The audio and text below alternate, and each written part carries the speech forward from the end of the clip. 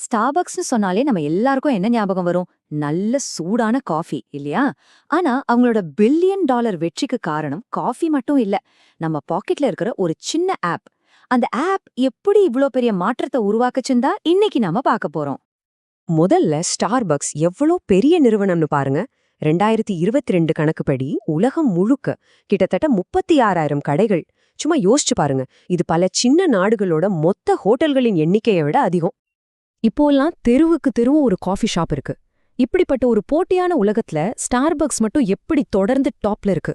வெறும் காஃபியை மட்டும் வச்சு இவ்ளோ பெரிய சாம்ராஜ்யத்தை உருவாக்க முடியுமா? வாய்ப்பே இல்ல. அவங்களோட உண்மையான ரகசியம் வேற எங்கேயோ இருக்கு. அது என்னன்னு தான் நாம இப்ப கண்டுபிடிக்க போறோம். பகுதி 1, டிஜிட்டல் ரகசிய மூலப்பொருள். ஆமா, அவங்க வெற்றிக்கு பின்னாடி இருக்கிறது ஒரு பவர்ஃபுல்லான டிஜிட்டல் ஸ்ட்ராட்டஜி. வாங்க அந்த ரகசியத்தை கொஞ்சம் ஆழமா பார்க்கலாம்.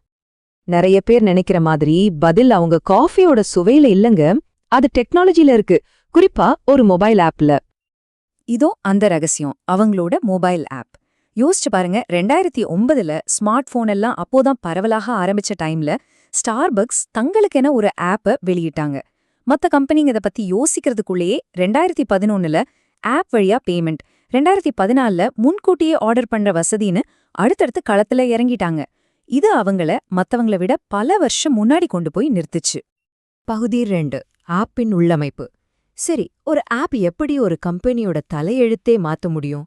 அப்படி என்னதான் இருக்கு அந்த ஆப்ல? வாங்க அத கொஞ்சம் புரிச்சு மேயலாம். முதல்ல இந்த ஆப்போட பவரை பாருங்க. அமெரிக்கால மட்டும் 30 மில்லியனுக்கும் அதிகமான ஆக்டிவ் யூசர்ஸ். அடேங்கப்பா!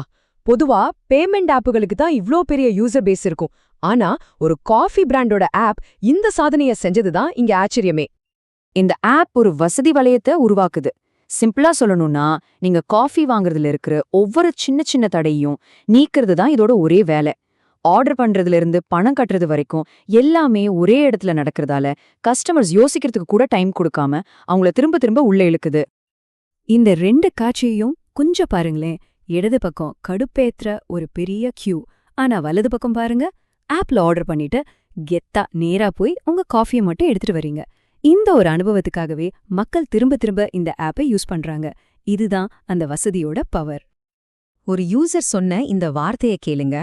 அந்த கோல்ட் பார் முன்னாடி போறத பார்க்கும்போது கிடைக்கிற டோபமைன் பயமுறுத்துது. இது வெறும் ரிவார்ட் சிஸ்டம் இல்லைங்க, இது ஒரு வீடியோ கேம் மாதிரி. நீங்க ஒவ்வொரு தடவையும் காஃபி வாங்கும்போதும் அடுத்த லெவலுக்கு போறீங்க. இந்த சின்ன சைக்காலஜி தந்திரம் தான் கஸ்டமர்ஸை கட்டி போடுது. அறிவாற்றல் சுமைன்னு ஒரு விஷயம் இருக்கு. நாம ஒரு பெரிய ஹோட்டலுக்கு போனா மெனு கார்டை பார்த்து என்ன ஆர்டர் பண்றதுனே தெரியாம ஒரு நிமிஷம் குழம்புவோம்ல, அதுக்கு பேரு தான் அறிவாற்றல் சுமை. ஸ்டார்பக்ஸ் ஆப் இத சூப்பரா தவிர்க்குது. அது உங்களோட பழைய ஆர்டர்ஸை ஞாபகம் வச்சுக்கிட்டு உங்களுக்கு பிடிச்சதுன்னு முதல்ல காட்டும். இதனால நீங்க பெருசா யோசிக்காம உடனே ஆர்டர் பண்ணிடுவீங்க. பகுதி 3, ஆப் எப்படி வருமானத்தை உருவாக்குது. சரி, கஸ்டமர்ஸ்க்கு வசதியா இருக்கிறதெல்லாம் ஒரு பக்கம் இருக்கட்டும். இதனால கம்பெனிக்கு எப்படி காசு வருது? வாங்க அதை பார்க்கலாம். இந்த நம்பரை பாருங்க. ஸ்டார்பக்ஸ்ல நடக்கிற 4 பேமெண்ட்ல 1 அவங்க ஆப் மூலமா தான் நடக்குது. அதாவது 25%க்கும் மேல. எந்த ஒரு ரீட்டைல் கம்பெனிக்கும் இது ஒரு நம்ப முடியாத சாதனை. இதனால தான் சொல்றோம், அவங்க வெறும் ஒரு காஃபி கம்பெனியே இல்ல, ஒரு ஃபின்டெக் கம்பெனி மாதிரியும் செயல்படுறாங்க. இதுதான் ரொம்ப ரொம்ப முக்கியமான பாயிண்ட். ஆப் யூஸ் பண்ற கஸ்டமர்ஸ் மத்தவங்கள விட 2லேருந்து 3 மடங்கு அதிகமா செலவு பண்றாங்களாம். ஏன்னா ஆப் அவங்கள அடிக்கடி கடைக்கு வர வைக்குது, புது புது ட்ரிங்க்ஸ் முயற்சி பண்ண வைக்குது. அது மட்டும் இல்லாம பேமெண்ட் ரொம்ப ஈஸியா இருக்கிறதால அவங்க செலவு பண்றத பத்தி பெருசா யோசிக்கிறதே இல்ல.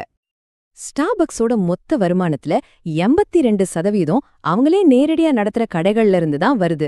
ஏன்னா இந்த கடைகள்ல தான் ஆப்போட முழு பவரையும் அவங்களால யூஸ் பண்ண முடியுது. மொபைல் ஆர்டர், ரிவார்ட்ஸ், பர்சனலைஸ்ட் ஆஃபர்ஸ்னு எல்லாமே இந்த கடைகள்ல ஒன்னா சேர்ந்து வேலை செய்யறதால வருமானம் இங்க குவியுது. பகுதி 4, வாடிக்கையாளர் விசுவாசத்திலிருந்து முக்கிய பாடங்கள். சரி, ஸ்டார்பக்ஸோட இந்த பிரம்மாண்டமான டிஜிட்டல் வெற்றியிலிருந்து நாம கத்துக்க வேண்டிய முக்கியமான பாடங்கள் என்னென்ன? அவங்களோட வெற்றி ஃபார்முலாவை 4 ஸ்டெப்பா பிரிக்கலாம். 1, கஸ்டமர் பயணத்துல இருக்கிற எல்லா தடைகளையும் நீக்கணும். 2, அவங்கள ஒரு விளையாட்டுக்குள்ள இழுக்கிற மாதிரி ரிவார்ட்ஸ் மூலமா திரும்ப திரும்ப வர வைக்கணும். 3, அவங்க என்ன வாங்கணும்னு யோசிக்கிறத குறைக்க அவங்களுக்குன்னே பிரத்யேகமான அனுபவத்தை கொடுக்கணும். கடைசியா, ரொம்ப முக்கியமா, மத்தவங்க தயங்கும்போது புது டெக்னாலஜி தைரியமா முதல்ல பயன்படுத்தணும்.